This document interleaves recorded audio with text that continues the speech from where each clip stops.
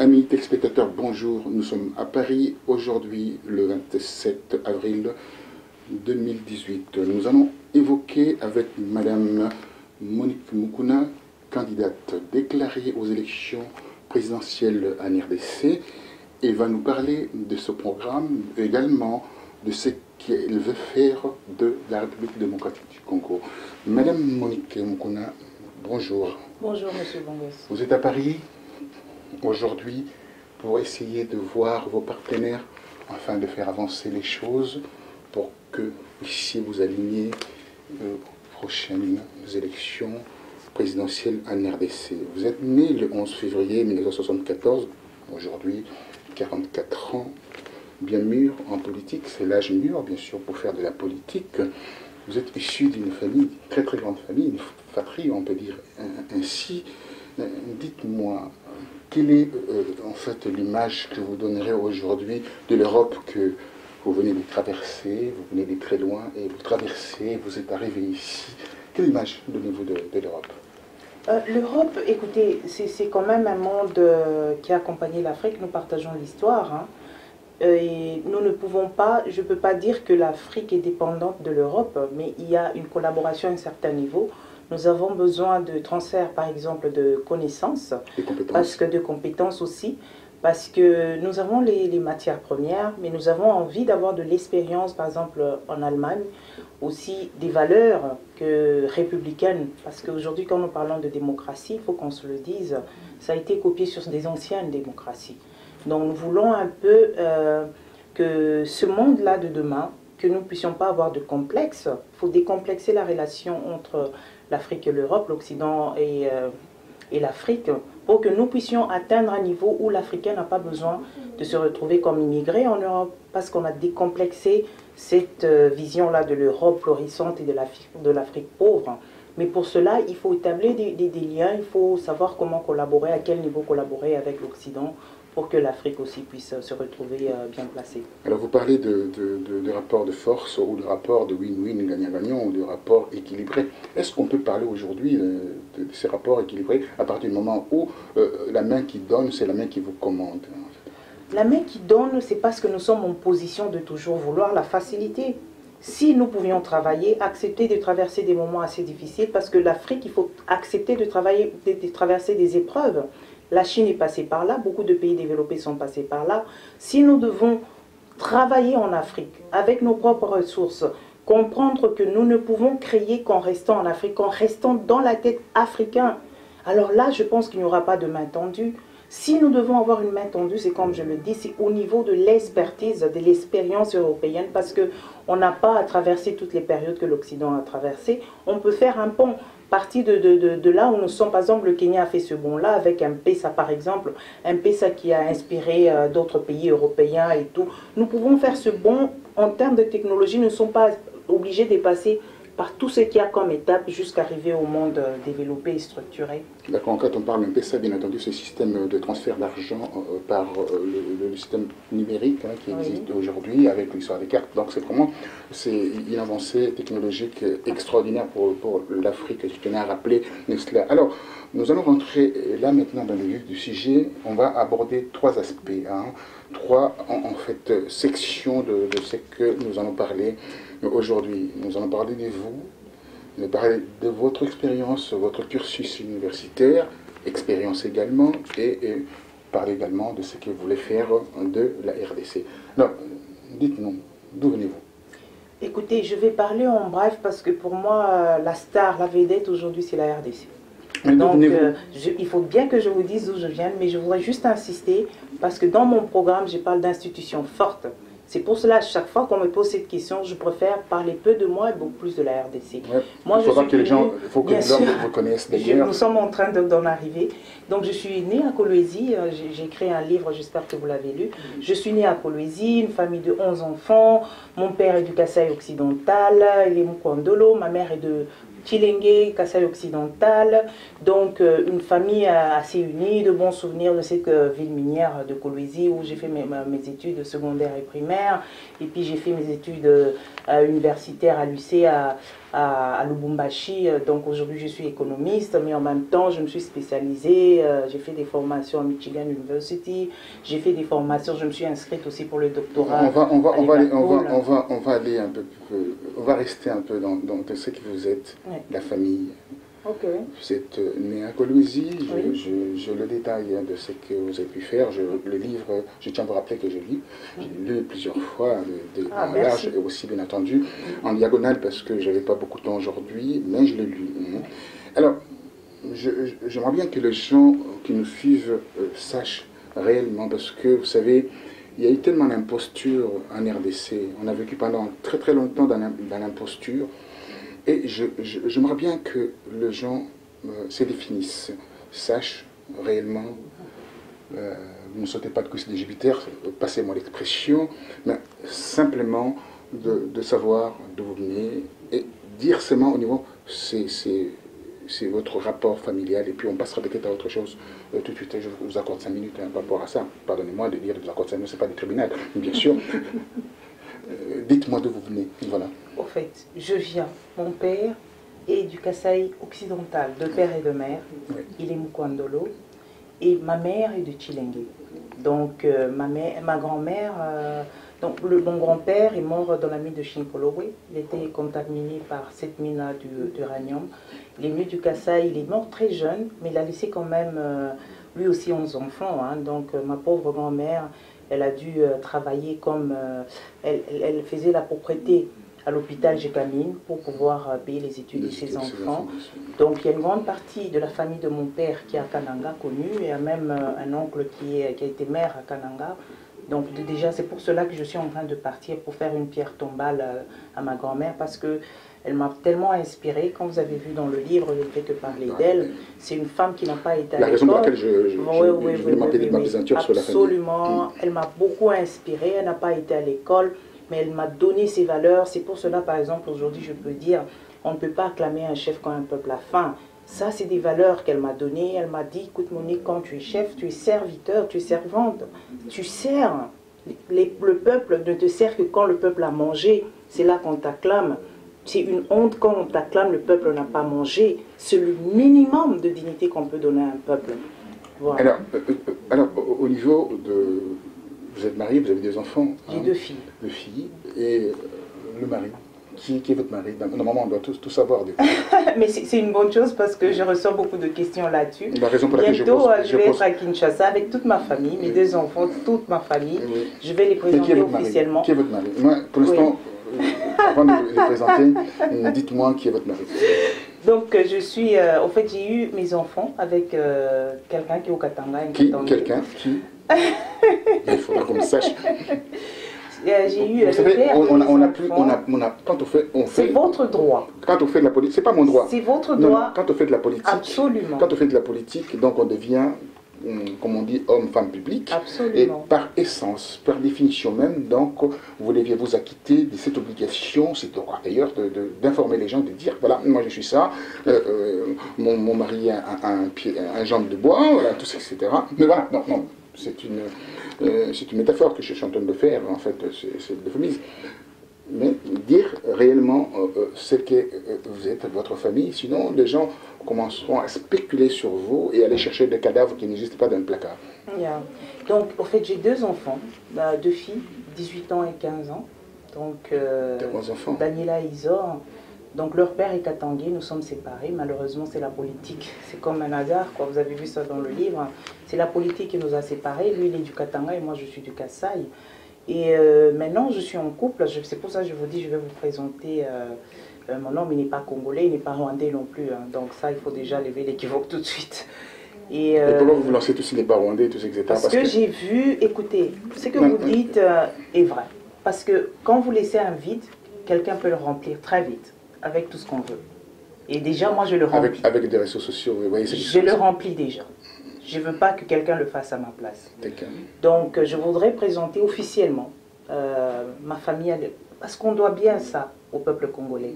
On est en train à chaque fois de leur imposer des choses, mais quand on doit leur demander de choisir, il faut qu'on soit le plus clair possible pour que dans leur choix, qu'ils comprennent pour qui ils sont en train d'aller.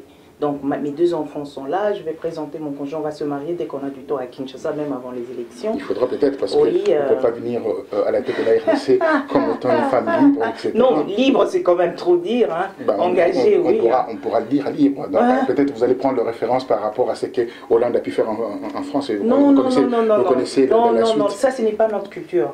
Je vous ai dit d'où je venais, je respecte notre culture et je veux donner l'exemple au peuple congolais. Parce que si moi-même je ne suis pas un exemple, ça peut même motiver d'autres femmes à partir de leur ménage, par exemple, si on me voit seule.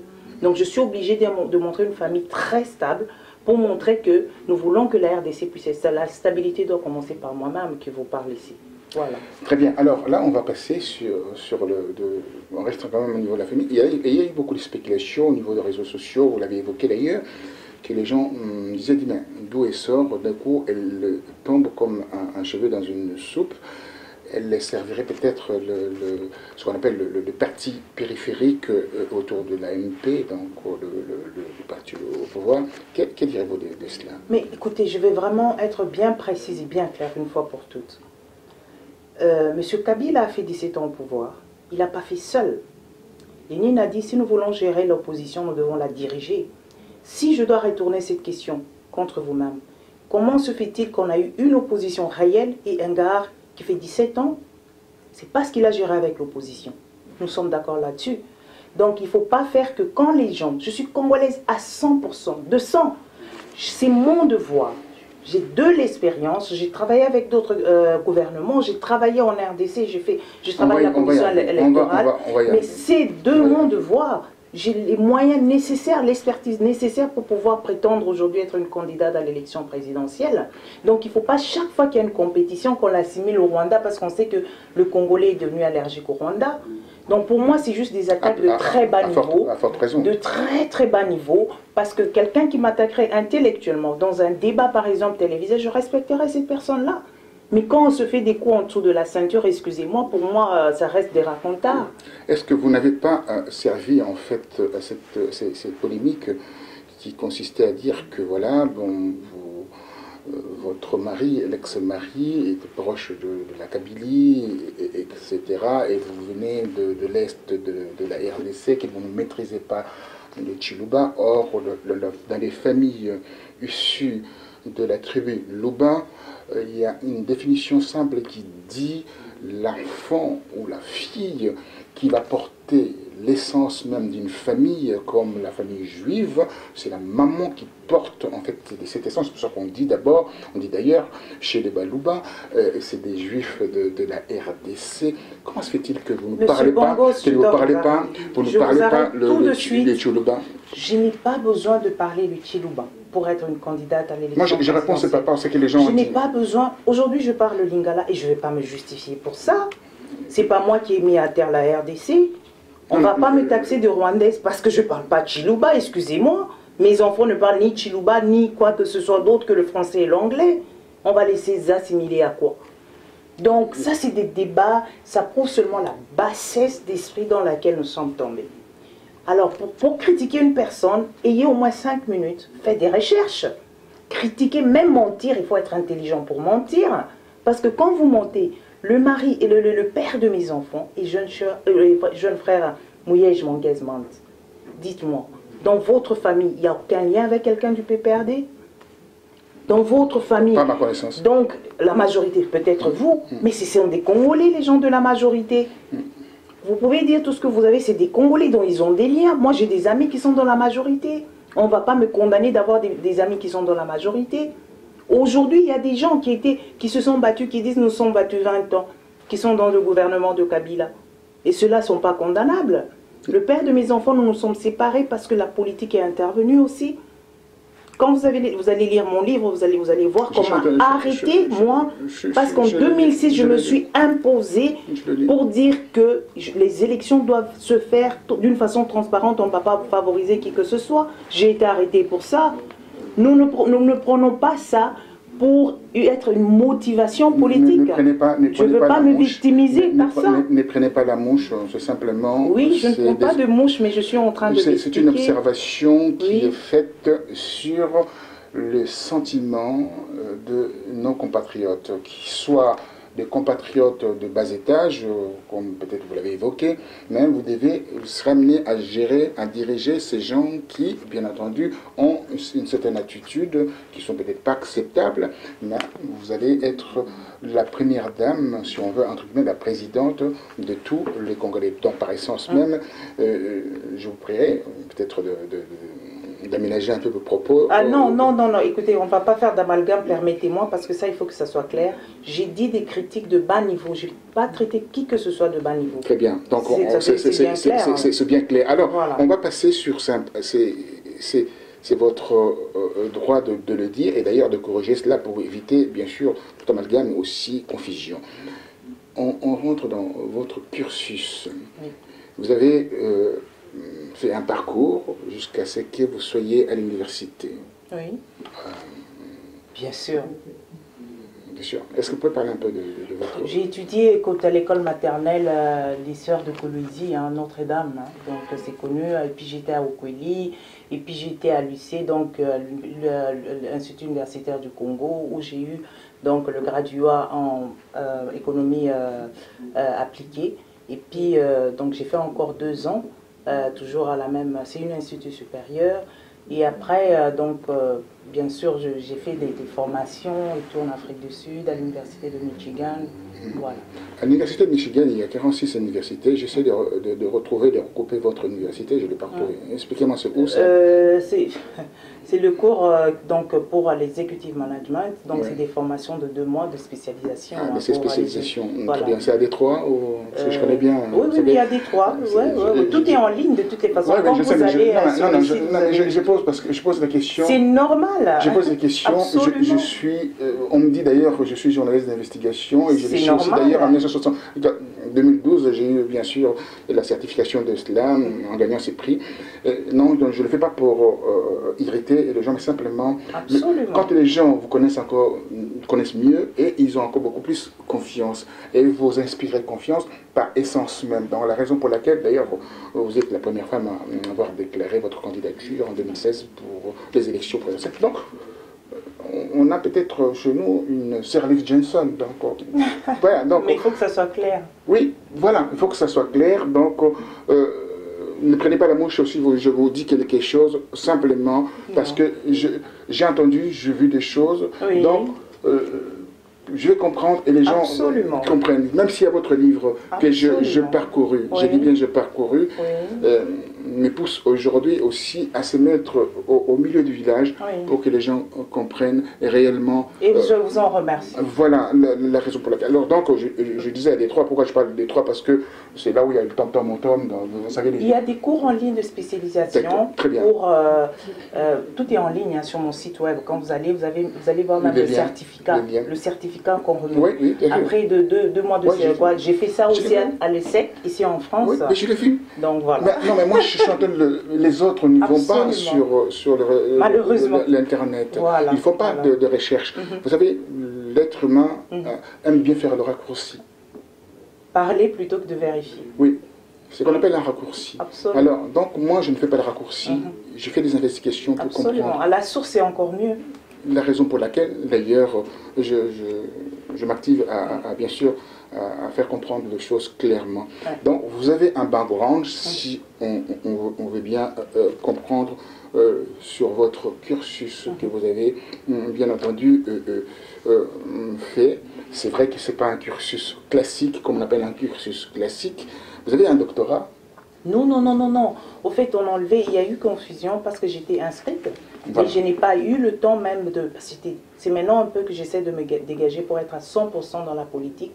Je me suis inscrite, on a tout fait, mais j'ai vu que je ne pouvais pas. Quand je me suis inscrite, le webmaster a directement mis ça. On a essayé d'enlever, c'est pour ça que vous allez voir sur le site, il n'y a pas de ça. Hein. Il n'y a pas de ça. Donc, parce que ça portait une confusion, parce que quand on parle de doctorat, donc je calculais, doctorat, vous savez comment ça se passe. On a des docteurs autour de nous, il y a des directeurs de thèse, comment les choses sont amenées, tout ça, etc. Donc j'enlève cette question-là comme vous l'avez modifié. Alors, Alors, on passe sur l'aspect qui est essentiel aujourd'hui, le Congo. Le Congo, on ne parle pas de votre expérience professionnelle parce que vous l'avez parlé au niveau, vous l'avez parlé aussi au niveau de votre un livre que vous parlez si c'est l'intégration était possible hein, en RDC. C'est une question que vous avez posée, donc la réponse, je souhaiterais savoir d'abord par rapport à ces livres. Est-ce que c'est possible d'avoir une certaine intégration régionale en RDC? Sous certaines conditions. Alors allez-y. Vous savez, au fait, je vais vous parler de ce livre-là qui, pour moi, c'est au fait un livre inventaire en fait de la RDC. Parce qu'on ne peut pas faire cet inventaire, on ne peut pas présenter un programme sans avoir fait cet audit du passé. Sinon, nous allons lier le passé et le futur sans avoir étudié où est la cassure. Qu'est-ce qui s'est passé pour que tous ces présidents que nous avons eu différents régimes, le problème est demeuré, le pays est pauvre. Et nous avons le même modèle, c'est un modèle basé sur la corruption, sur l'enrichissement personnel. Donc il faut d'abord analyser, c'est pour cela le livre a parlé de tous les secteurs, de l'agriculture. On produisait le coton, qu'est-ce qui s'est passé pour qu'on ne puisse plus en produire? Donc j'ai utilisé mon expérience personnelle, par exemple pour le coton, j'étais à Kalemi où j'étais responsable d'une compagnie sud-africaine et j'ai vu Fultizaf, un très bon quartier qui vivait du textile, mais qui a fermé presque, hein, donc qui est en train de louer les maisons et les usines à la MONUSCO, les maisons privées. Donc j'ai essayé de survoler pourquoi nous ne produisions plus l'EVA. Qui produit l'EVA dans la région, qui produit le coton dans la région. J'ai vu un peu que la Tanzanie faisait très bien avec le coton. Donc c'est un livre au fait qui prépare la présentation de mon programme. Je voudrais montrer d'abord l'état économique de la RDC, l'état culturel et social, pour que le programme puisse venir comme une solution aux problèmes déjà répertoriés. Vous parlez bien sûr de possible intégration régionale, mais il y a eu de mauvaises langues. Je reviens encore sur les gens et je reviens sur les analystes. Il y a un analyste qui a critiqué vos appréciations sur cette intégration régionale, que je taire son nom bien sûr, que vous allez voir son nom et sur les nets. Il dira clairement comment voulez-vous parler de l'intégration régionale à partir du moment qu'il y a l'instabilité régionale et provoquée par des pays voisins de la RDC. Le Congo est composé de 9 voisins, comme on dit, éternels, mais il y a 3 voisins qui posent réellement un problème par rapport au Congo. Comment voulez-vous parler de l'intégration régionale à partir du moment où cette épine n'a pas été enlevée de pied? Mais s'il vous plaît, écoutez, moi je suis très progressiste, hein, donc et je ne veux pas parler, nous connaissons le problème de guerre, nous connaissons les 3 pays, nous savons pourquoi. Oui, le Rwanda, le Burundi et l'Ouganda. Voilà. Ils ne peuvent pas nous attaquer s'il n'y a pas des Congolais, une complicité congolaise. Il faut qu'on se le dise. Il y a quelque part une complicité congolaise. Au-delà de cette complicité, oui, il y a un rapport mapping, je ne sais pas si vous l'avez lu, ce rapport de 2010 qui est sorti, qui a été fuité le 1er octobre 2010. Ça, c'est le premier élément que j'ai. Il y a eu 17 autres rapports qui sont sortis des ONG. Il y a plus de 320 ONG qui opèrent dans l'est de la RDC. Il y a le dernier rapport de Global Witness que vous connaissez de Londres a bien désigné comment la richesse de la RDC part en fumée et chez les voisins.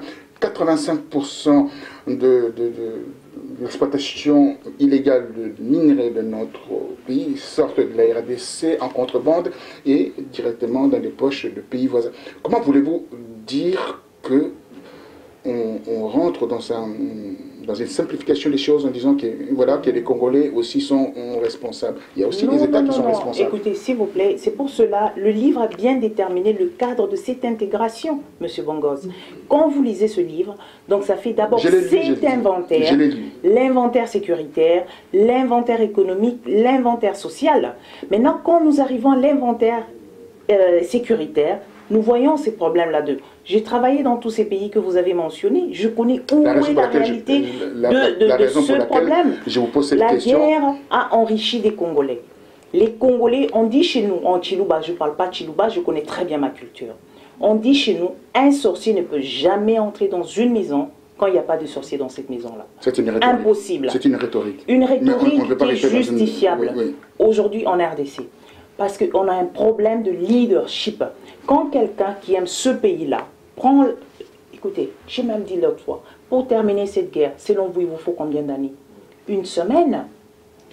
Quand il y a le vrai leadership, quand il y a quelqu'un qui pense réellement que que la RDC c'est une nation, c'est un pays, on n'a pas besoin de 20 jours, on a besoin de très peu de jours parce que nous avons l'armée. L'armée n'est pas équipée, mon frère. Comment voulez-vous, vous avez une banque centrale que vous ne gardez pas? Vous pensez qu'il n'y aura pas de voleurs? Vous allez condamner le voleur ou bien vous-même? qu'on soit dans la spécificité. Voilà, la spécificité. Là, je suis juste en train de projeter la situation pour vous dire que nous avons un problème à l'interne. Nous avons ouvert nos portes. Il y a des bandits qui sont entrés, qui ont profité de nos faiblesses. Équipons l'armée, formons l'armée.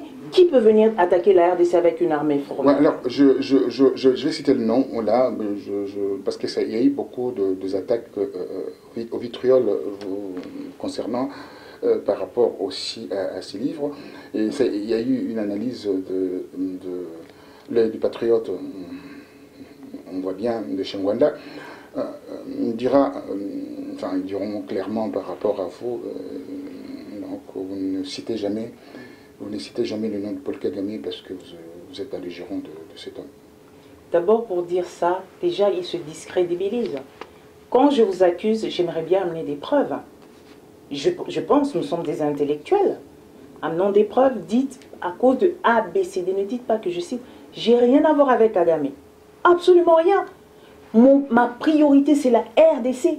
La RDC qui a besoin d'un leadership. C'est pour ça que je vous dis, avec un bon leadership, Kagame n'est pas un problème pour la RDC, parce qu'il aura en face de lui des gens qui vont lui dire non mais c'est bon. C'est ça, c'est pour cela, pour moi, c'est la RDC qui me préoccupe plus. Avec un bon leadership, on n'a pas besoin de ça. On va sortir de là, on va rentrer après dans le vif des sujets, mais je vais rester, je vais m'apaisantir. Encore 2-3 questions par rapport à cela. Allez-y. Le Rwanda a fait figure d'exemple aujourd'hui. Je suis sorti. Pardonnez-moi, je viens de sortir de Parlement français où on était invité. Le ministre d'État, le ministre de l'économie et finances de Mali a fait l'éloge durant 15 minutes de Rwanda en expliquant comment le Rwanda s'était organisé avec l'OADA, s'est organisé avec Doing Business, vous connaissez bien, ces calculs économiques, comment les gens se portent ou le pays se porte. Ça devient une référence régionale. Et aujourd'hui, le Rwanda impulse sa façon de faire à l'Union africaine, parce que la présidence tournante revient aujourd'hui au président Paul Kagame. Croyez-vous, avec la façon dont ils ont cimenté leur façon de faire les choses, faire la communication sur la façon de travailler, de gérer en fait l'Afrique, le modèle, entre guillemets, croyez-vous, avec ce que vous faites, vous allez arriver à la cheville Il n'y a pas une cheville. Le Rwanda ne sert pas de référence. On parle de l'Union africaine, n'est-ce pas? D'abord, avant tout, cette union, je vais revenir au Rwanda. Quand on parle d'union, il faut qu'on se les dise. Quelle est la base de cette union?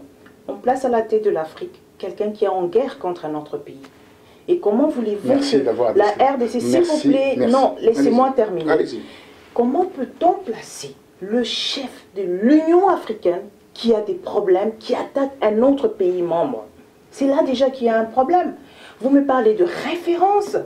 Je ne parle pas de référence. J'ai dit, j'ai fait allusion par rapport... Faites allusion comme vous pouvez, mais nous devons quand même... Je fais l'allusion en fonction de ce que j'ai entendu. Ça m'a peut-être irrité, mais je suis resté sobre par rapport à ça. J'ai écrit une lettre ouverte à M.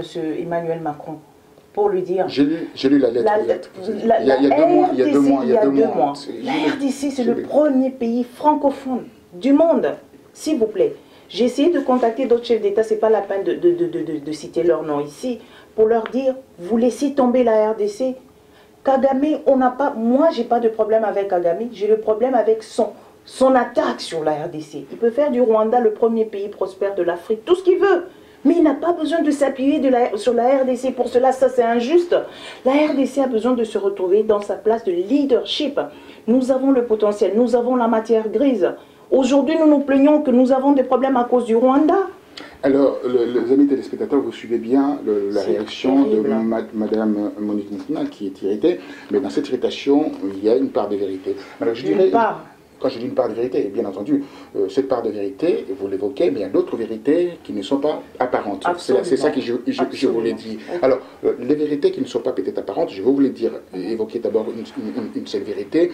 Vous savez, le PIB de Rwanda, aujourd'hui on trouve que le pays a tout ce qu'il faut, masse, ça revient bien entendu à l'exploitation illégale du coltan de la RDC. Il y a beaucoup plus d'autres choses. Oui, mais je dis bien la première partie où 3 milliards et demi rentrent dans les caisses de l'État à Kigali, 1,5 milliard qui rentre au niveau des taxations entre la RDC et le Rwanda, parce que les produits qui rentrent aussi légalement là-bas. Donc, en réalité, le jour où vous venez au pouvoir, vous enlevez de la bouche 5 milliards au Rwanda, croyez-vous vous allez y arriver? Pardon, écoutez, je ne suis pas candidate au Rwanda. Je suis candidate en RDC, République démocratique du Congo.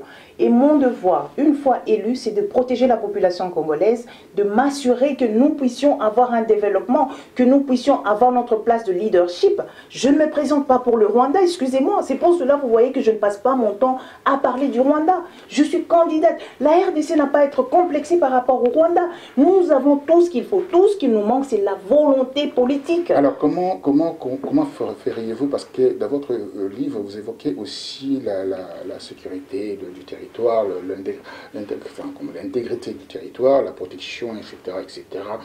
Quand on regarde au niveau de l'armée congolaise est noyautée par 350 officiers et sous-officiers issus de la minorité, entre guillemets, Tutsi. Quand on parle de la minorité, parce qu'il n'y a pas de minorité en RDC.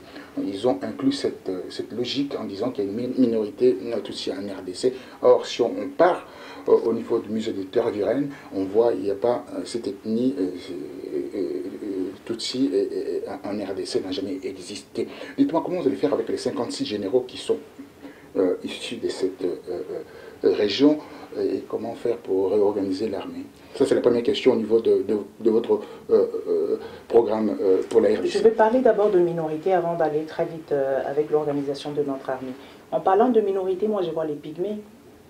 Ces pygmées-là sont délaissés, ces pygmées sont tués, ces pygmées sont instrumentalisés dans cette guerre inutile qu'on est en train d'imposer à la RDC.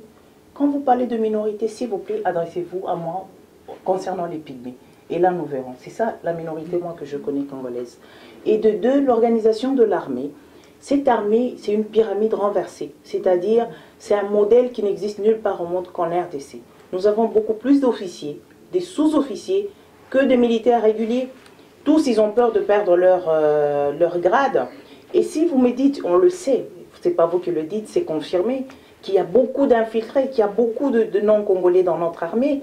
Écoutez, quand je vous dis encore, c'est un problème de leadership que nous avons. Avec un bon leadership, quelqu'un qui aime réellement le Congo, vous me parlez d'infiltrés, mais moi je veux vous dire, il y a beaucoup de civils dans l'armée congolaise. Vous voyez seulement les infiltrés. Comment une armée peut contenir autant de civils? Des gens sans formation, mais qui sont gradés. C'est pour cela que nous avons des problèmes. Alors, votre action pour réguler tout cela, recenser tout cela et écarter, bien entendu, identifier, écarter, comment vous allez procéderez-vous? Vous savez, Monsieur Bongos, peut-être que aussi, moi j'ai une autre façon, les Congolais peut-être ne comprennent pas. Vous savez, trop parler, promettre des choses inutiles, ça ne sert à rien. Il faut beaucoup plus de pragmatisme. Nous avons une armée, il faut d'abord recenser qui est militaire, qui ne l'est pas, qui est congolais, qui ne l'est pas. Première étape. Deuxième étape, nous sommes obligés de mettre dehors et les infiltrés et les civils, parce que ça rend un rapport complexé entre les vrais militaires et des civils qui les dirigent. Tout ça, ça démotive. Quand ils voient que c'est un civil qui n'a pas de formation, qui lui donne des ordres, ça démotive. Donc nous sommes obligés de mettre et les infiltrés et les civils en dehors de notre armée et prendre des gens réellement. Vous savez ce qui se passe? Quand un militaire va en guerre et il sait que sa veuve, s'il est mort, n'aura pas de soins, n'aura pas...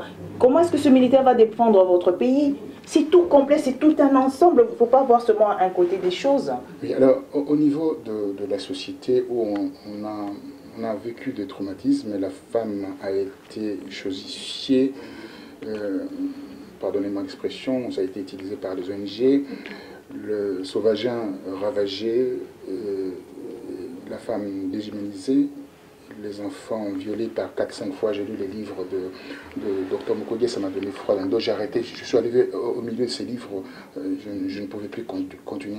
Comment voyez-vous la justice par rapport à ça, tout cela? Et là, on va rentrer dans le social, hein. Je suis en train de basculer. Absolument. Tout doucement, vous allez parler, je vais vous laisser le temps de parler de votre programme. Hein, absolument.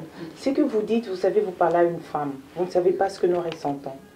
Je reçois, je vous le dis, si vous voulez, je vais vous en donner des preuves, pas moins de 100 messages sur les réseaux sociaux.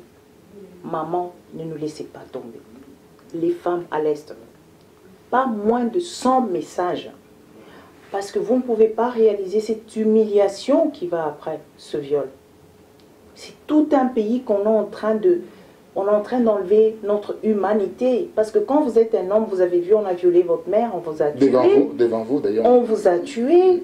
Et quand vous voyez des gens, excusez-moi, je respecte beaucoup le docteur Mukwege, et je le répète toujours, j'espère qu'il ne va pas se présenter sur la cause des femmes, s'il vous plaît.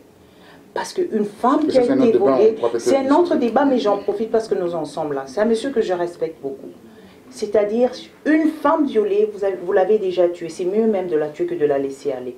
Parce que nous devons prendre en compte qu'il y a ce soin physiologique qu'on doit prendre sur les femmes, et il y a l'après, le soin psychologique. Parce que les femmes sont vidées complètement. Non pas seulement cela, elles voient tous les jours leur enfant en train d'être tué. Non pas seulement ça, quand son mari meurt, la belle famille vient arracher, il n'y a personne qui va intervenir, elle n'a nulle part, n'a pas les moyens d'aller porter plainte.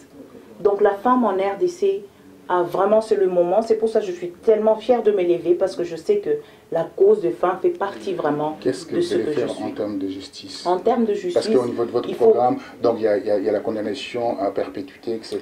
Oui, mais ça c'est un détail. Hein. Je tiens à rappeler qu'il y a la peine de mort encore en RDC. Est-ce que vous allez appliquer la peine de mort ou pas par rapport à... Pourquoi pas une castration ou quelque chose comme ça? Chimique, comment ça se passe? Oui, voilà. On fait une castration chimique parce que quand vous avez déjà violé, vous n'êtes pas normal, il y a quelque chose qui ne marche pas en vous. Je pense qu'une castration chimique, ça serait le cas vraiment en RDC. Je connais les Congolais, vous faites ça une fois, 2 fois, les autres ils vont se corriger de soi.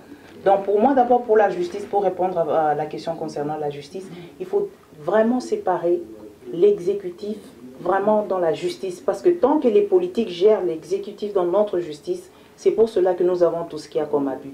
Quand le président sait que quand il a pris la maison de quelqu'un, cette personne peut aller porter plainte contre le président. C'est là que la justice commence à marcher. Alors, le président, que pensez-vous de Kabila? Monsieur Kabila a fait son temps. Il a un bilan partagé avec beaucoup de gens pendant 17 ans. Il n'a pas été suffisamment malin pour pouvoir... Vous accusez l'opposition quand il dit partager? Non, partager, c'est je parle de personnes. Je parle pas de mouvement. J'ai compris, voilà. Partager, vous accusez les gens et les Congolais aussi, d'ailleurs. Congolais complices de ce qui s'est passé en RDC. S'il vous plaît, non, je pense que là, vous allez mélanger les choses. Je ne mélange pas du tout, je pose la question. Je suis juste objective. Je ne veux pas entrer dans la subjectivité. Vous savez, je fais la politique, il n'y a pas la part de sentiments. Il n'y a pas de sentiments, on va parler objectivité. Je parle clairement. Monsieur Kabila a tout un bilan qui traîne avec lui. Et s'il est responsable, c'est pour cela... Quel sera le bilan? Non, bilan. C'est-à-dire, si c'est un homme, c'est pour cela le débat entre hommes et femmes, pour moi, je ne reviens pas. Un homme, c'est celui qui prend ses responsabilités, qu'il prenne la faute de tout ce qui s'est passé pendant qu'il était président de la République. C'est sur lui. Parce que c'est vous qui êtes le chef. Tout ce qu'il y a eu comme viol, tout ce qu'il y a eu comme tuerie, la valeur même de notre monnaie, la valeur du passeport congolais. Écoutez, je suis allée à Dubaï, on a laissé passer tout le monde, mon passeport, on l'a vérifié 3-4 fois. Et je me suis sentie tellement humiliée, parce qu'il n'y a personne qui peut se lever, représenter la dignité du peuple congolais. On nous traite comme si on est venu d'un pays pauvre, un pays qui n'avait pas de sens.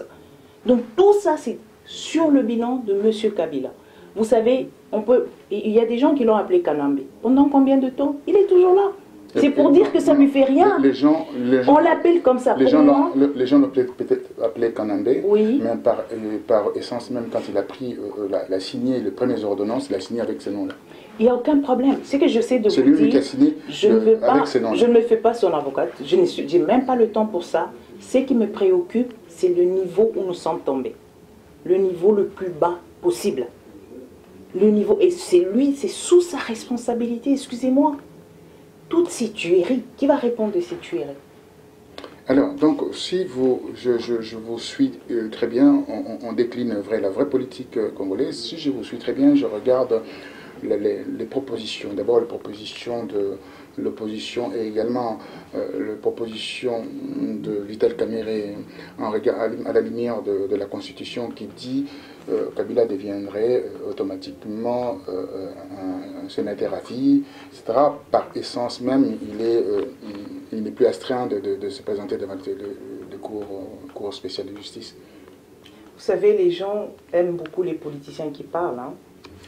Ils parlent, mais je ne suis même pas sûre que ça va se faire. Ce qu'ils disent, ce n'est pas ce qu'ils pensent. Parce qu'on a entendu, si on prend une personnalité politique, on l'analyse, les 17 ans, on voit le discours qui a changé, donc il n'y a rien. Pour moi, s'il vous plaît, parlons des faits. Sénateur à vie, c'est la Constitution qui nous dit. Parce qu'il y a des gens qui espèrent que Kabila va les endosser aussi. La Constitution, oui, mais il y a des cas particuliers. Nous avons un cas complètement particulier en RDC, s'il vous plaît. Déjà, les élections, on est là, on s'est battu, vous savez, on nous a insultés parce qu'on soutenait les élections. Mais aujourd'hui, quand vous dites, oui, il va être sénateur à vie. Non, c'est pas moi qui le dis, je dis... Vous avez cité M. Kamerhe? Oui, j'ai cité Kamerhe parce qu'il proposait que voilà, il devait avoir un statut particulier du président de la République, l'ancien président de la République. Ces statuts particuliers, donc ça englobe à la fois cette partie où on voit la Constitution qui dit il est sénateur à vie et aussi aménager en fait sa vie. Je pense, voilà. Écoutez M. Bongos, voilà. Moi je pense que je fais que répéter ce que les gens a été réellement traumatisante pour le peuple congolais, s'il vous plaît. Hein. Alors, cette décision doit revenir. Nous allons trouver un moyen pour que le peuple congolais s'exprime. Donc, vous parlez de la réconciliation, paix et réconciliation, voilà. comme on a fait en Afrique du Sud. Absolument. Tant que nous n'aurons pas fait ça, nous n'allons jamais avancer. Parce que même tout ce qui se passe derrière Kabila, nous avons proposé les députés de l'opposition. Qu'est-ce qu'ils font encore au Parlement? Qu'est-ce qu'ils font encore au Sénat? Qu'est-ce qu'ils font là-bas? Ils sont illégitimes. Qu'est-ce qu'ils font là-bas? Mais arrêtez, s'il vous plaît. Et le peuple congolais est en train de cautionner par fanatisme et tribalisme. Excusez-moi. On va y arriver par rapport à cela. C'est très bien. Je récupère la balle au bon. Il y a eu le dernier meeting de notre ami, quand je dis notre ami, hein, donc je parle avec beaucoup de dérision, Félix Tshilombo Tshisekedi, où il a fait un carton plein, comme les gens disaient, enfin, c'est fanatique, disaient, mais derrière ça, il y a plusieurs organisations, l'arrière-pensée politique, des compromissions avec la Kabylie, tout ça, parce qu'on avait interdit, en fait, Kyungo de faire son meeting dans le Katanga, et lui, à Tchangou, on le laisse se faire son meeting, on va rapatrier le corps de son père.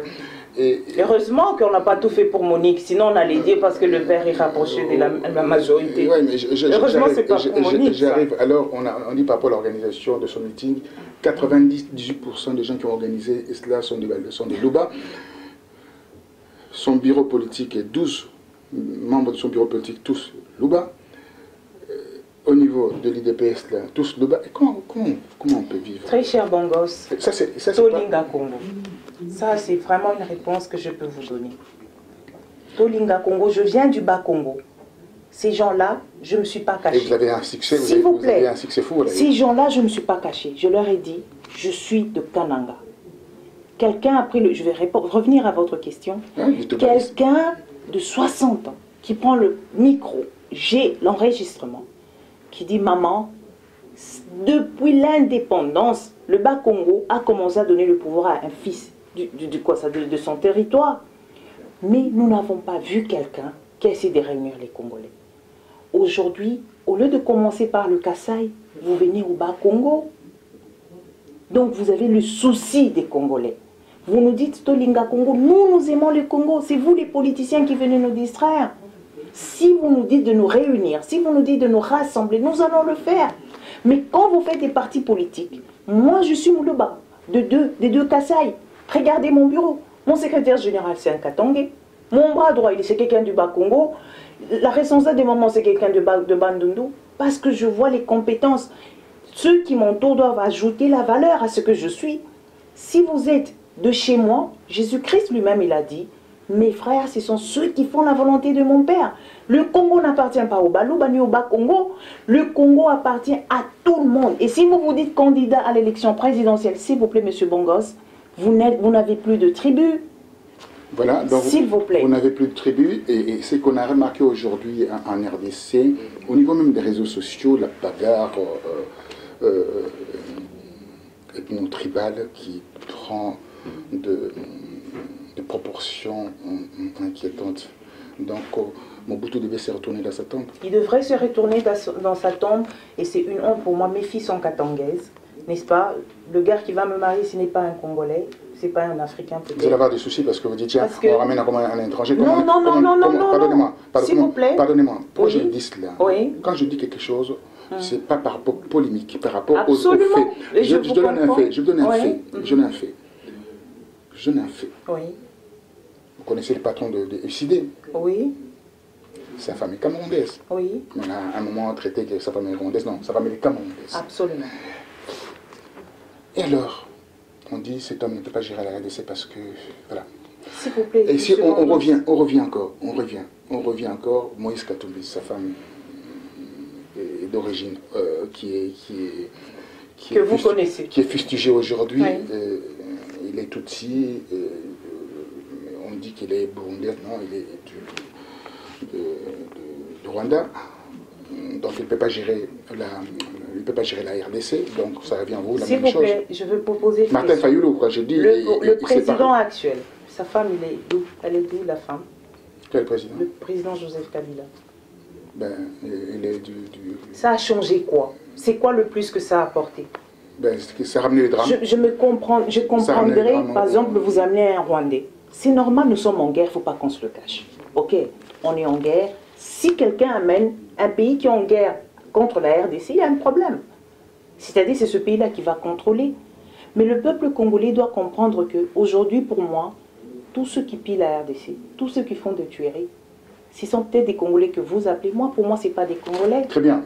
Maman, vous avez raison, parce que nos enfants qui sont dans la diaspora ici, ils ont plusieurs nationalités. Moi, je me bats. Le cœur est petit quoi? Je me bats pour ça d'ailleurs. Alors, quand on se bat pour ça, l'article 10 de la Constitution qui dit la citoyenneté congolaise est une indivisible. Absolument. Comment faire?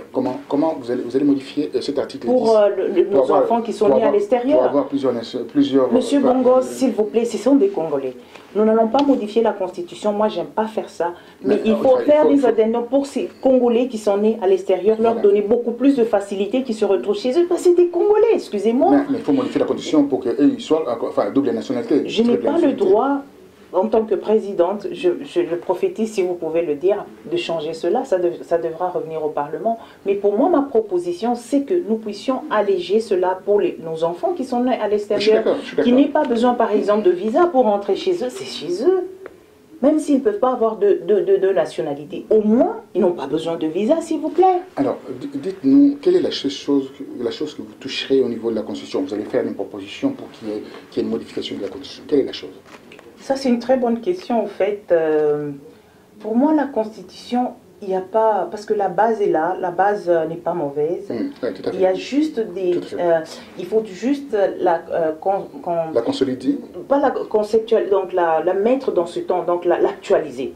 Pas changer, c'est différent entre changer, mais il y a beaucoup de choses qui se sont transformées entre-temps depuis que notre Constitution existe.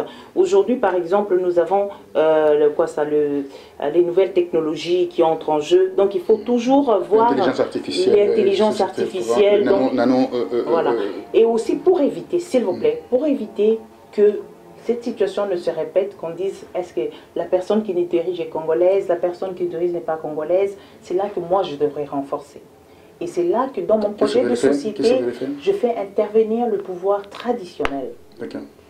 Ça, j'ai mis ça dans mon projet de société. C'est-à-dire quand quelqu'un se présente, il faut que le sol, d'où que la garantie vienne du sol pour dire que nous vous présentons quelqu'un, nous portons garant pour cette personne.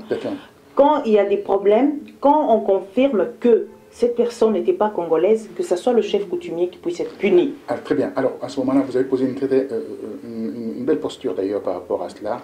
Il s'avère que l'histoire de Kabila, quand il a porté le nom on a donné le nom de Kabanké, c'est un nom qui a été fabriqué par un Katangais qui disait non, on donne le nom de Kabange et ça sonnerait bien. Ça, c'est la première chose. La deuxième chose... Et quand je vous dis qu'on ne peut pas entrer chez vous s'il n'y a pas de sorcier? Oui, la deuxième chose, on a pratiquement massacré dans le Congo central, dans le centre du Congo, dans le Maniema, jusque dans l'est de la RDC. On a pratiquement massacré tous les chefs de village. Comment tout ça, c'est à restructurer. S'il vous plaît, on est perdu aujourd'hui. Je vais entrer dans notre aspect. Je suis très panafricaniste.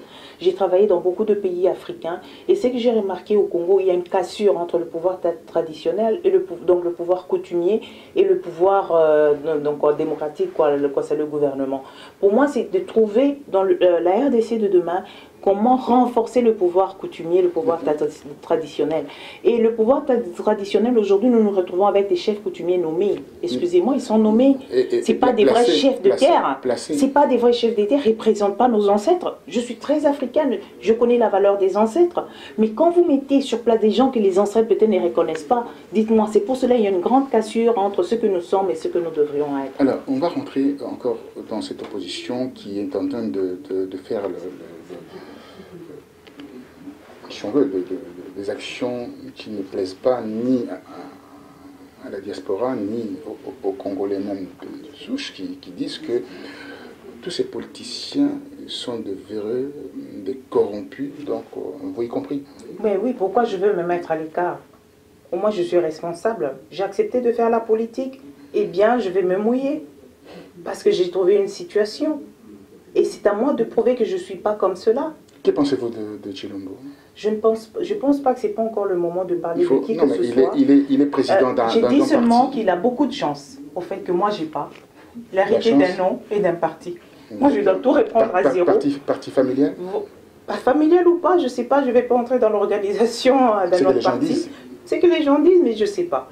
J'ai dit seulement qu'il a beaucoup de chance et l'envie. Est-ce qu'il a des compétences requises pour gérer la RDC? Il a dit, pardonnez-moi, quand il s'est dit lui-même, il a dit, le jour où je prendrai la tête de la RDC, tout ira de mieux en mieux. Et lorsqu'on sait que cet homme qui vit en Belgique, qui vivait en Belgique, n'a aucun diplôme universitaire, aucune référence, qui était bien entendu un chauffeur-livreur qui travaillait à l'aéroport des Anvetem. Dites-moi, comment on peut faire? Est-ce que ce poste de la présidence de la République est désacralisé ou pas? Monsieur Bongo, je vais vous répondre pour cette question. Je suis un peu dur, hein, je suis un peu dur. Vous êtes dur, mais malheureusement, c'est le cas, n'est-ce pas? Ce que je veux vous dire, qui soutient M. Tshilombo? Qui soutient Mme Monier? Qui soutient? Ce sont nos frères. La faute incombe au fanatisme aveugle. Vous avez le même cas, vous appliquez la même solution. C'est-à-dire, on avait dit que Mobutu dégage. Qui que ce soit qui pouvait venir pourvu qu'il dégage. N'est-ce pas ce qu'on est en train de faire maintenant encore? Oui. On va se retrouver des années encore dans des problèmes. La faute c'est aux Congolais. Ce que vous avez fait, je demande aux Congolais, soyez sévères avec nous. Je vous dis quelque chose, vérifiez. Quand je vous dis je suis congolaise, oui, mais on va vérifier. Parce qu'il ne faut pas répéter la même chose. Il ne faut pas répéter la même chose. Oui, quand vous n'avez pas d'expérience, s'il vous plaît, il y a des choses qu'on n'apprend même pas à l'école. Ouais. Vous savez ça? C'est l'expérience de terrain qui vous donne une certaine crédibilité. C'est comme un médecin qui a un praticien. Il a des cas, il n'a même pas besoin d'aller voir, mais que quelqu'un qui vient d'entrer et de venir de l'école. Excusez-moi, il faut un peu d'expérience en management. Comment voulez-vous gérer plus de 80 millions de Congolais sans expérience? Vous vous attendez à quoi? Alors, vous attendez à quoi? On s'attend, c'est-à-dire au miracle, parce que vous avez parlé au nom de Jésus tout à l'heure, d'ailleurs je n'aime pas trop ce genre de choses. Quand on fait de la politique, il faut laisser peut-être... Alors, quand vous parlez de Jésus, dites-moi, comment vous allez faire pour réguler des églises qui fleurissent partout? Je donne un exemple simple. Nous, en RDC, à Kinshasa, dans la maison de ma mère, il y a 2 maisons de ma mère, il y a 2 églises. C'est terrible. Bien entendu, en Guiringiri et l'autre maison qui est achetée à Bumbu, il y a des églises. C'est terrible. Alors comment c'est un problème sociétal. Et quand je vois le Bonkuna... Oui, malheureusement. Je vois le Kenza, je vois le Solika Foot. Mais dites-moi, pourquoi la tribu de Baluba défend toujours Kabila? Et ils sont dans la traîtrise. Dites-moi. Permettez que je rie.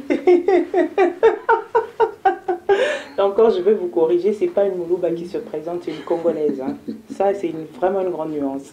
Et de deux, le problème des églises, c'est un problème sociétal. Je pense qu'il faut réguler ce secteur, sinon les gens vont trop. Il y a beaucoup de gens qui se plaignent, écoute, j'ai une église juste à côté, j'ai pas su aller au boulot parce qu'il y a eu veillée de prière. Et moi, en tant que présidente, j'ai envie que notre pays produise. J'ai pas envie que les gens me disent, non, moi je suis pas allée au boulot parce que l'église a fait du bruit. C'est un problème sociétal qu'il faut vraiment gérer avec beaucoup de délicatesse parce que les gens peuvent penser que non, elle est venue nous combattre. Mettre en place des arrêtés, des lois. Voilà, il faut réguler ça. C'est un secteur qu'il faut réguler. Alors maintenant, je vais vous laisser le temps, en 3 parties, de parler de votre aspect social, sécuritaire, et également comment faire pour, bien sûr, trouver, rendre le pays attrayant. Le pays, le rendre attrayant. Voilà. Je vais commencer par la fin. Voilà, allez-y. Je préfère commencer par la fin. Le pays, le rendre attrayant, je vais être peut-être trop pragmatique pour vous. Je pense que vous allez peut-être critiquer, mais il faut une très bonne communication. Des fois, vous savez, dans le monde anglophone, on dit souvent, vous allez faire semblant jusqu'à ce que vous puissiez avoir. Donc, pour pouvoir vendre le pays, il faut être une bonne communication en place, mais cette communication ne peut pas être faite tant qu'il y a la guerre à l'Est. C'est pour cela qu'il y a interaction entre les deux. La guerre à l'Est empêche à notre pays d'être stable économiquement, juridiquement, parce qu'il y a trop de problèmes là-bas à l'Est. Et puis, il y a aussi ce problème vraiment de l'intégration régionale. Donc, je rentre à la sécurité pour dire, il faut commencer par la sécurité. Si vous permettez, je vais vous inviter, parce que je vais présenter mon programme. On a eu trop de problèmes de plagiat autour, parce que j'ai amené quelque chose, vraiment, je vais me battre pour que les Congolais comprennent.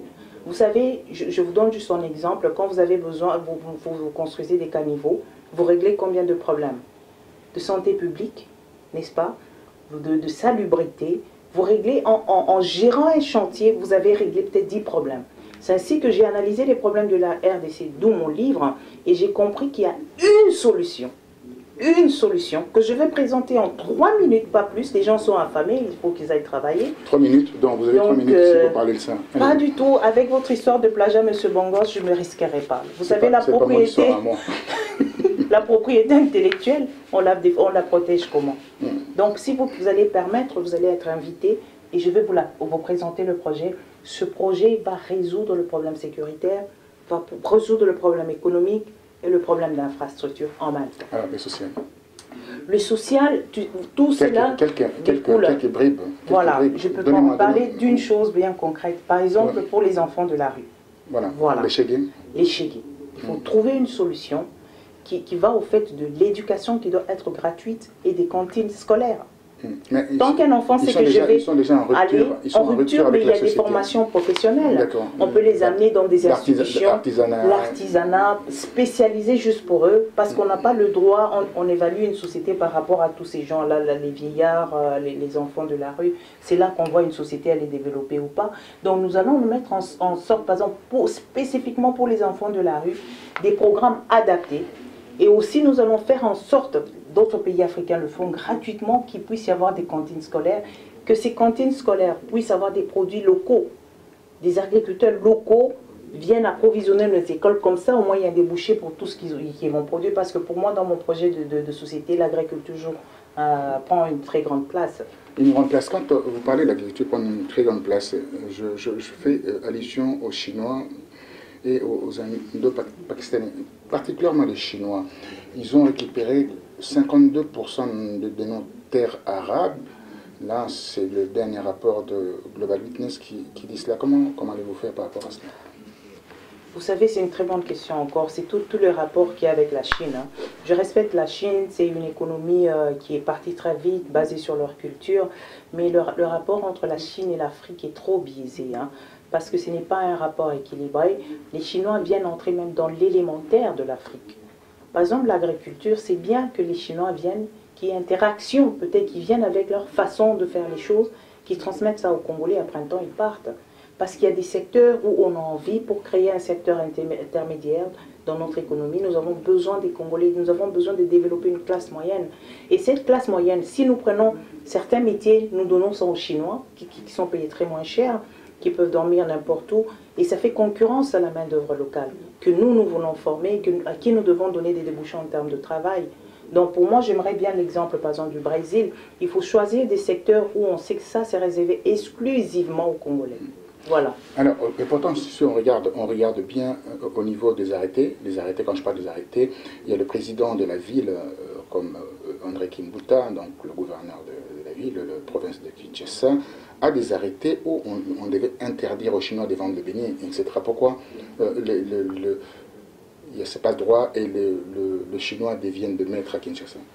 C'est un problème politique. Hein. Je pense que c'est plus un problème politique qu'économique. Et on a peur, au fait, on préfère peut-être s'appuyer sur les Chinois pour faire le contrepoids avec l'Occident. C'est pour ça que c'est plus politique vraiment que économique. Parce que la main-d'œuvre est là. Il y a beaucoup de pays. Regardez la Tanzanie. La Tanzanie, vous êtes congolais, mais il y a certains métiers qui vous sont pas accessibles. Parce qu'on dit ça, c'est pour les Tanzaniens. Même les Kenyans, ils ne peuvent pas. Donc c'est à nous la préférence qu'on appelle la préférence nationale. Absolument. Et là, nous devons à tout prix redonner la valeur aux Congolais. S'il vous plaît. C'est pour cela que je suis vraiment fâchée de voir ce fanatisme. Les gens qui défendent des noms au lieu de défendre le pays. Alors, les noms. Mais qu'est-ce qui se passe? Les noms, je vais vous en citer quelques noms et vous allez me dire, Franco, pardonnez-moi l'expression, qu'est-ce que vous en pensez? Moïse Katumbi. Gestion avec Kabila. Donc, il est co-responsable de désastre. Bilan partagé. Tout ce que je vous donne, je peux prouver. Vous avez vécu dans les Katanga. Quelle est l'image de Katangais de Moïse Katumbi?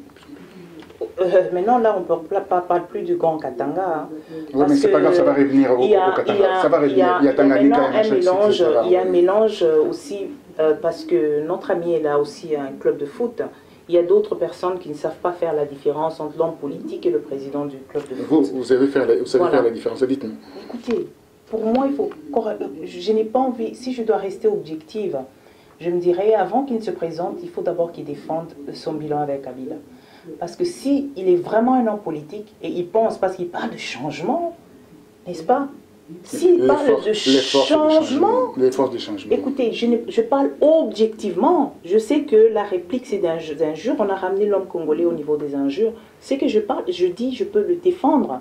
C'est-à-dire, quand vous parlez de changement, soyez en mesure de dire, écoutez, j'ai fait 10 ans, j'ai fait 11 ans avec M. Kabila, je reconnais que ça et ça et ça, je n'ai pas su bien faire, et ça, je peux améliorer. Et je demande pardon au peuple congolais pour ce que je n'ai pas su faire.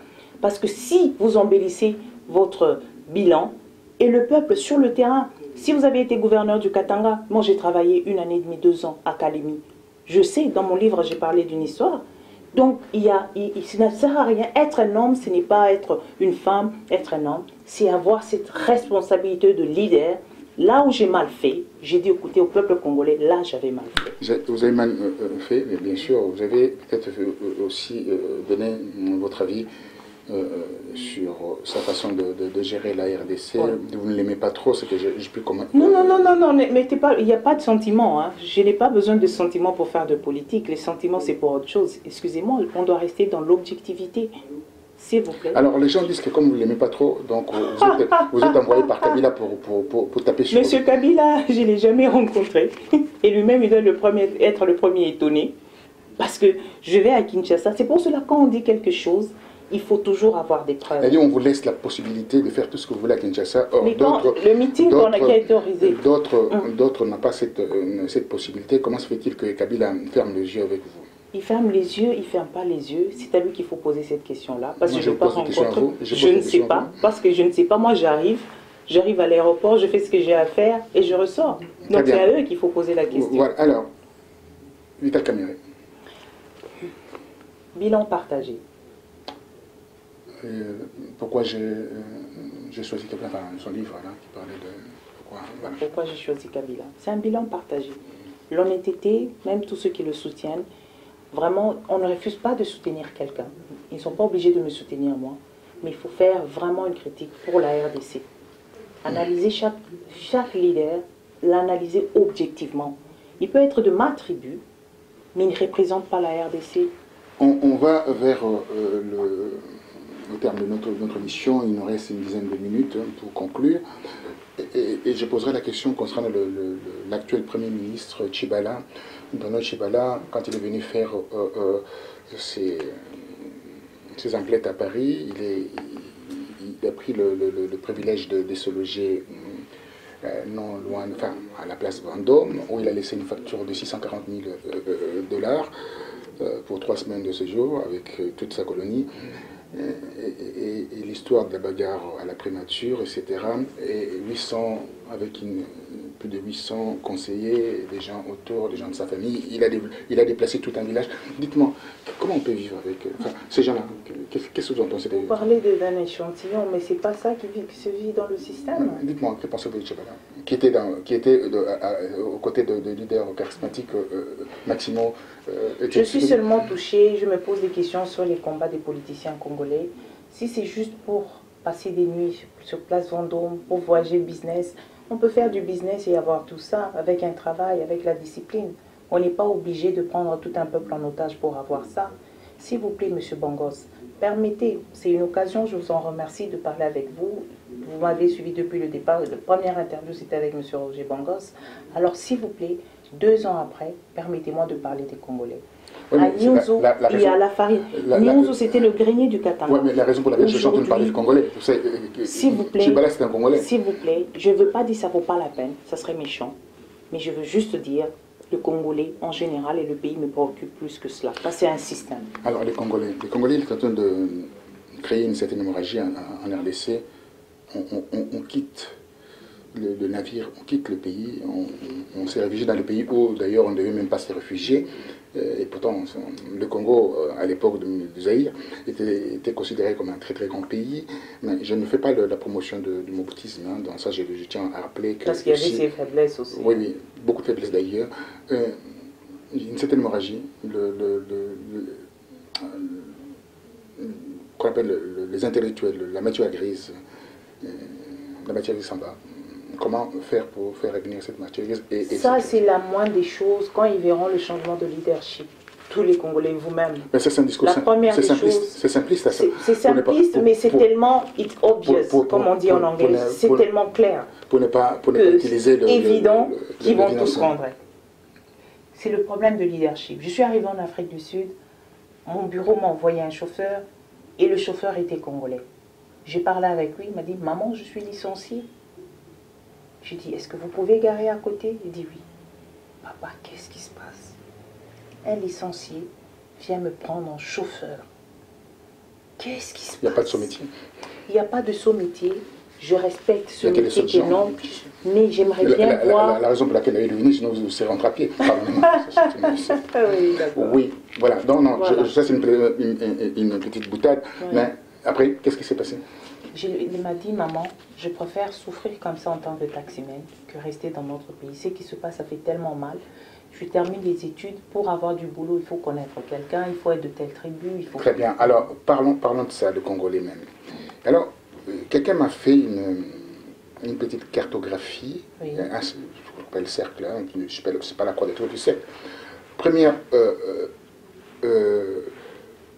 cercle, c'est Kabila et c'est Tutsi.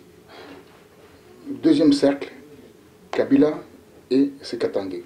Troisième cercle, Kabila et c'est Luba et les autres après. Bon. Alors, comment le Congo peut trouver sa prospérité avec tout cela? Maintenant, dites-moi, combien de cercles il y a de Congo? Vous voyez que vous dites la même chose de ce que je vous ai dit, mais en d'autres mots. S'il y avait une vraie opposition, je suis conséquente de ce que je suis en train de dire. Kabila n'aurait pas fait 17 ans. C'est tout ce que je peux vous répondre.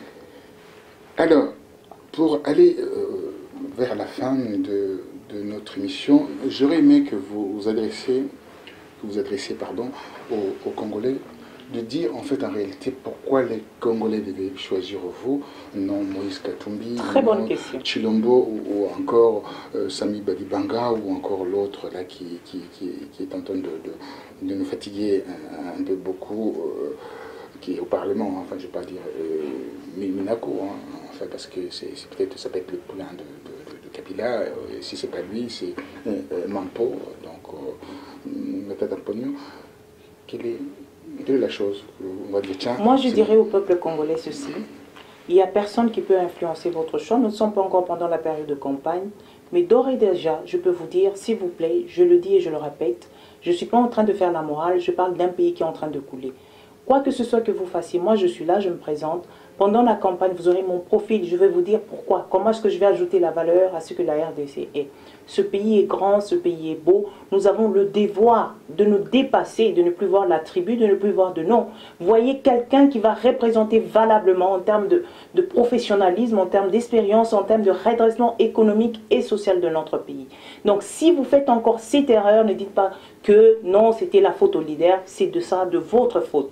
Je ne parlerai pas de moi, c'est interdit par la loi, la campagne n'est pas lancée, mais j'appelle à tous ceux qui se disent réellement congolais, parce qu'être congolais, c'est pas avoir un passeport. Tant que vous suivez quelqu'un qui vous a payé, vous êtes un ennemi de la RDC et je ne vous considère pas comme un patriote. Je parle aux vrais Congolais qui ont envie que les choses changent réellement. Vos sœurs sont en train d'être violées, vos mamans sont considérées je ne sais comment, vos enfants manquent de Minerval et si vous continuez à être fanatique, pour moi vous n'êtes pas des Congolais. C'est le moment ou jamais que nous devons nous mettre la main dans la main, essayer de trouver une solution la plus adaptée pour qu'on ne dise plus à cause d'un petit pays que notre pays ne parvient pas à se développer. C'est la faute à vous qui suivez encore des noms, c'est la faute à vous qui êtes payés pour acclamer des gens. Merci. Voilà, vous avez eu en fait le discours assez sobre, clair, et d'aucuns disent qu'il faut peut-être choisir une femme qui sait garder une maison, qui sait garder aussi les intérêts essentiels nucléaires d'une famille. La raison pour laquelle d'ailleurs beaucoup disent que pourquoi pas une femme. Alors pourquoi pas une femme? On a vu l'expérience. On a vu l'expérience au Libéria, que l'expérience a donné aujourd'hui les résultats, surtout avec George Weah à la tête du pays. Donc la pacification du pays, Absolument. La démocratisation du pays et aussi la liberté aussi d'aller vers des élections libres, transparentes et démocratiques. On terminera avec les élections. Alors vous avez les 100 000 $? Oui, nous les avons. Notre parti les a. 100 000 $. Où avez-vous trouvé cet argent? Les cotisations des gens de bonne foi. Ah oui, il y a encore des gens de bonne foi. Est-ce que vous avez, d'après d'autres rumeurs, vous travaillez avec des multinationales qui ont appauvri la RDC, des multinationales minières qui sont derrière vous pour continuer à exploiter encore, quand vous viendrez au pouvoir, exploiter encore ces pays? J'ai travaillé pour 2 multinationales qui n'ont jamais eu... Metalcore Group, c'est une compagnie allemande qui est dans les mines, spécialisée dans les mines. Ils sont dans le Katanga, ils sont dans le Katanga? Non, ils ne sont pas. Ils ne sont pas. Non, pas du tout. Ils n'ont jamais travaillé. Ils ne travaillent pas avec Gradcorp? Pour des raisons bien claires, ils avaient refusé. Avec Gradcorp? Travailler avec Gradcorp? Pas du tout. Pas du tout. Les Allemands, c'est assez suivi chez eux, hein, donc ils ne peuvent pas faire ça. J'y travaille aussi avec Contazer Afrique, qui n'a jamais eu de contrat avec la RDC. Donc, j'ai jamais travaillé avec une compagnie qui a eu quoi que ce soit avec la RDC.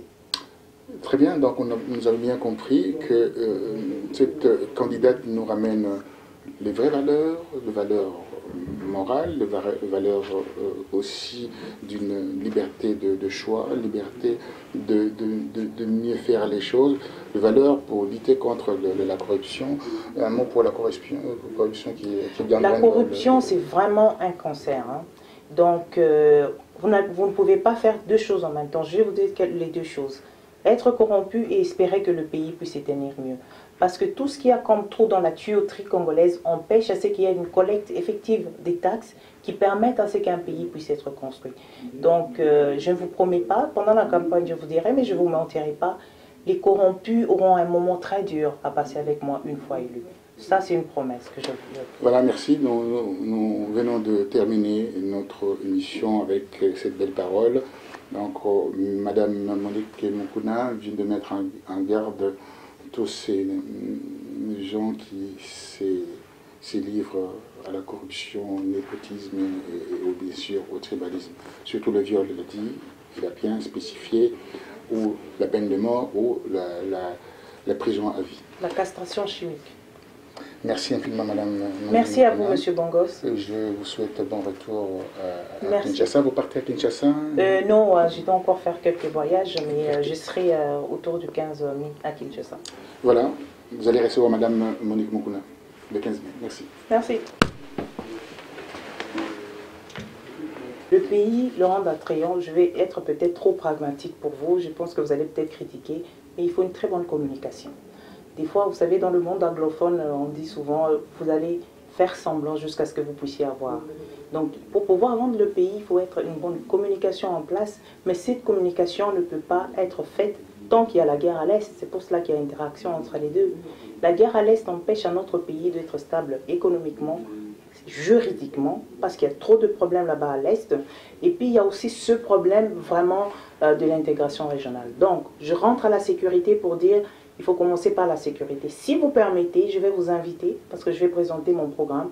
On a eu trop de problèmes de plagiat autour, parce que j'ai amené quelque chose, vraiment, je vais me battre pour que les Congolais comprennent. Vous savez, je vous donne juste un exemple, quand vous avez besoin, vous construisez des caniveaux, vous réglez combien de problèmes? De santé publique, n'est-ce pas? De salubrité. Vous réglez, en gérant un chantier, vous avez réglé peut-être 10 problèmes. C'est ainsi que j'ai analysé les problèmes de la RDC, d'où mon livre, et j'ai compris qu'il y a une solution que je vais présenter en 3 minutes, pas plus. Les gens sont affamés, il faut qu'ils aillent travailler. 3 minutes, donc vous avez 3 minutes ici pour parler de ça. Pas du tout. Avec votre histoire de plagiat, M. Bongos, je ne me risquerai pas. Vous savez, la propriété, la propriété intellectuelle, on la protège comment? Donc, si vous allez permettre, vous allez être invité et je vais vous présenter le projet. Ce projet va résoudre le problème sécuritaire, va résoudre le problème économique, et le problème d'infrastructure en même temps. Alors, le social. Le social, tout cela... Quelques bribes. Voilà, je peux parler d'une chose bien concrète. Par exemple, pour les enfants de la rue. Voilà. Les chégués. Les chégués. Il faut trouver une solution qui va au fait de l'éducation qui doit être gratuite et des cantines scolaires. Tant qu'un enfant sait que je vais aller en rupture, mais il y a des formations professionnelles. On peut les amener dans des institutions, l'artisanat spécialisé juste pour eux, parce qu'on n'a pas le droit, on évalue une société par rapport à tous ces gens-là, les vieillards, les enfants de la rue. C'est là qu'on voit une société, elle est développée ou pas.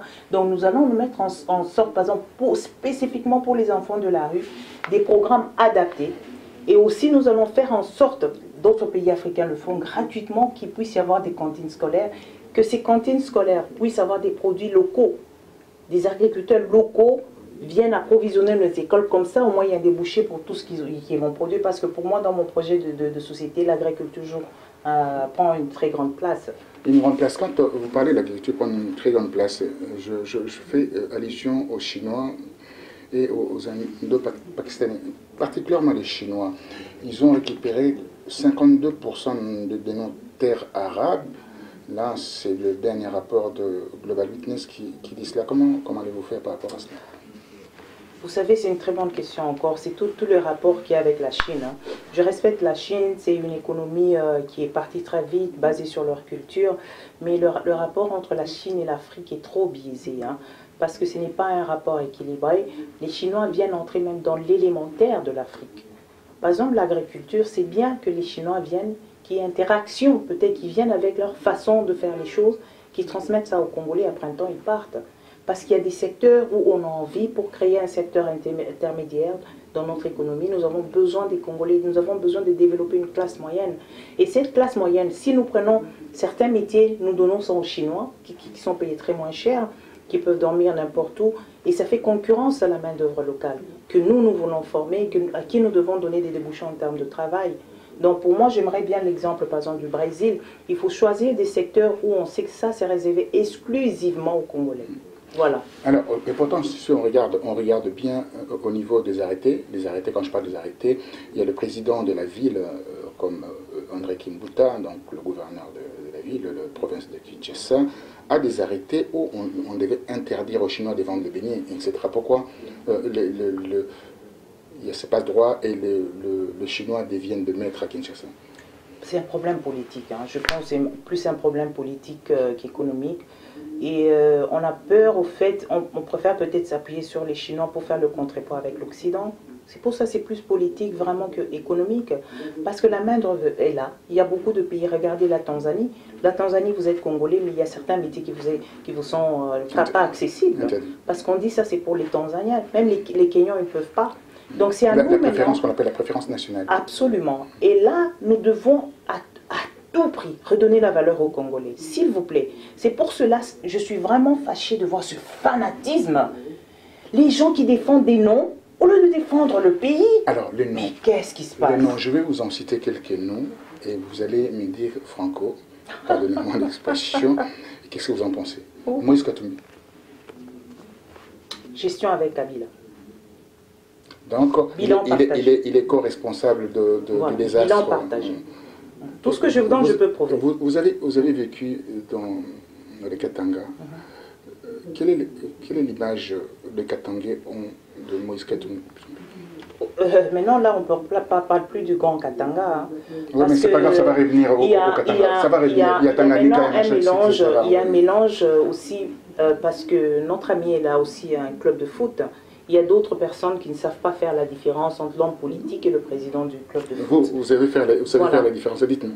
Écoutez, pour moi, je n'ai pas envie, si je dois rester objective, je me dirais, avant qu'il ne se présente, il faut d'abord qu'il défende son bilan avec Kabila. Parce que s'il est vraiment un homme politique, et il pense, parce qu'il parle de changement, n'est-ce pas? S'il parle de changement, les forces de changement. Écoutez, je parle objectivement. Je sais que la réplique, c'est d'injures. On a ramené l'homme congolais au niveau des injures. C'est que je parle, je dis, je peux le défendre. C'est-à-dire, quand vous parlez de changement, soyez en mesure de dire, écoutez, j'ai fait 10 ans, j'ai fait 11 ans avec M. Kabila, je reconnais que ça et ça et ça, je n'ai pas su bien faire, et ça, je peux améliorer. Et je demande pardon au peuple congolais pour ce que je n'ai pas su faire.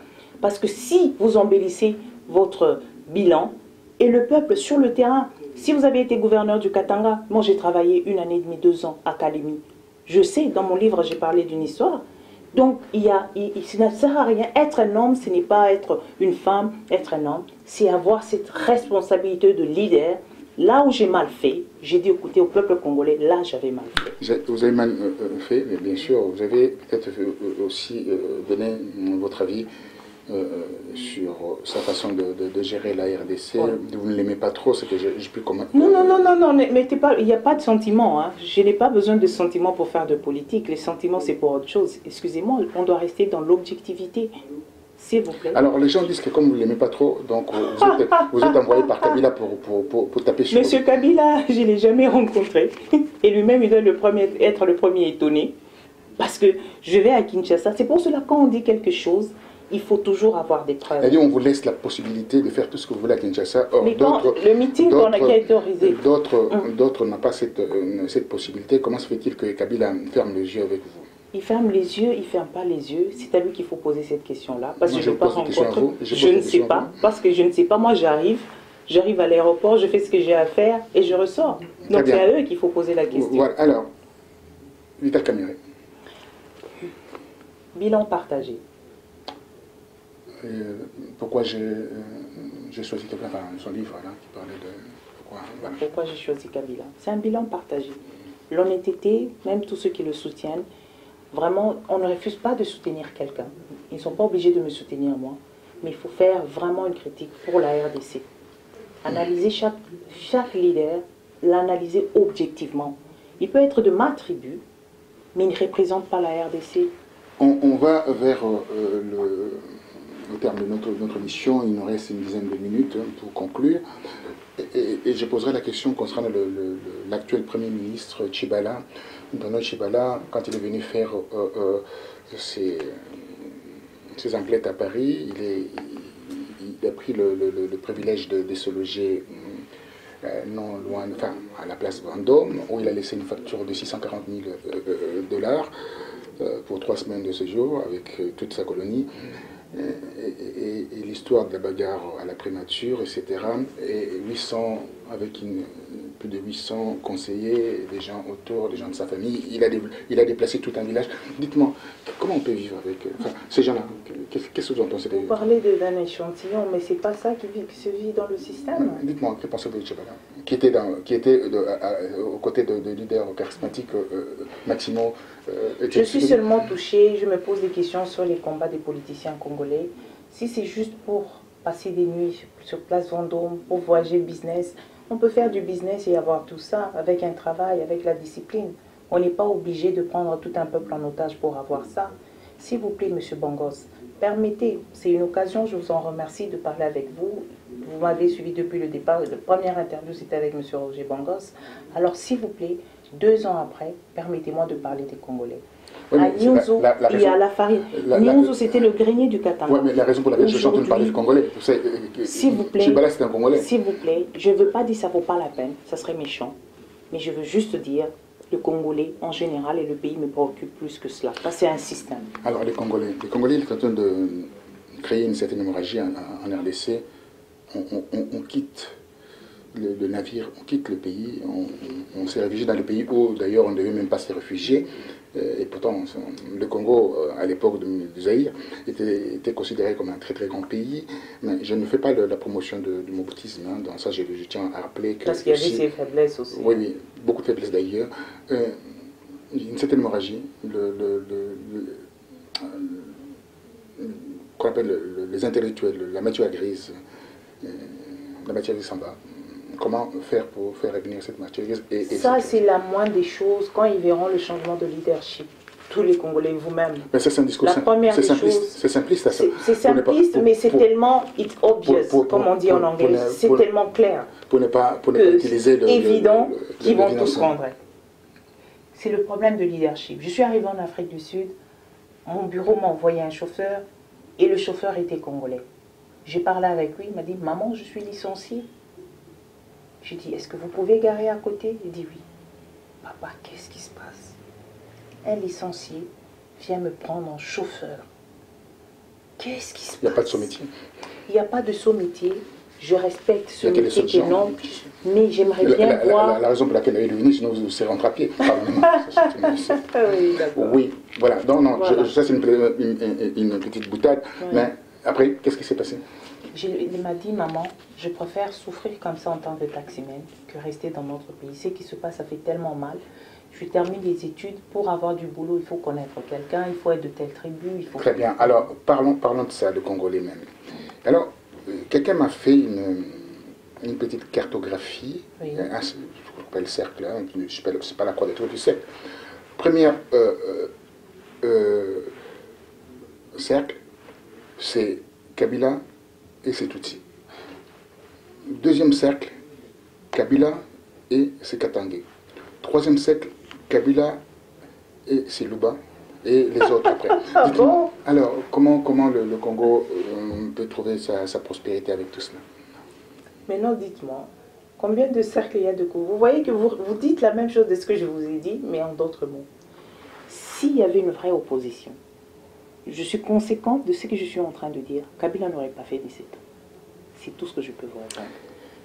Alors, pour aller vers la fin de notre émission, j'aurais aimé que vous adressiez aux Congolais, de dire en fait en réalité pourquoi les Congolais devaient choisir vous, non Moïse Katumbi, très bonne question. Chilombo ou encore Sami Badibanga ou encore l'autre là qui est en train de nous fatiguer un peu beaucoup, qui est au Parlement, enfin je ne vais pas dire Minako, enfin, parce que peut-être ça peut être le poulain de Kabila, si ce n'est pas lui, c'est Mampo, donc peut-être un pognon. Quelle est la chose? On va dire, tiens, moi, je dirais au peuple congolais ceci.